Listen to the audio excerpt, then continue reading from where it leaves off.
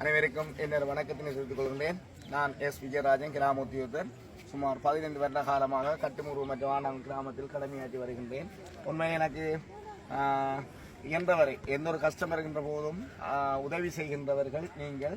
சிவன் அருள் அமைப்பினர் எனக்கு கட்டுமுருவு ஆண்டாங்குளத்தை பொறுத்தவரையில் நிறைய உதவிகள் செய்திருக்கின்றீர்கள். அதே போன்று இவ்வாண்டு ஏற்பட்ட பாரிய வெள்ள அனர்த்தத்தின் போது மிகவும் பாதிக்கப்பட்டோம். போக்குவரத்து முற்றாக துண்டிக்கப்பட்டது. தெரியும், கட்டுமுறை கிராமத்திலிருந்து சுமார் 21 கிலோமீட்டர் காட்டுப்பாதை வழியாக சென்றுதான் நாங்கள் கதிரவழியில் சென்றதை என்ற நிலைப்பாடு. அந்த வீதி ஃபுல்லாக பாதிக்கப்பட்டது. மக்களுடைய அன்றாட தொழில் பாதிக்கப்பட்டதனால் போக்குவரத்தும் பாதிக்கப்பட்டது. உணவஞ்சிய நிலை காணப்பட்டது.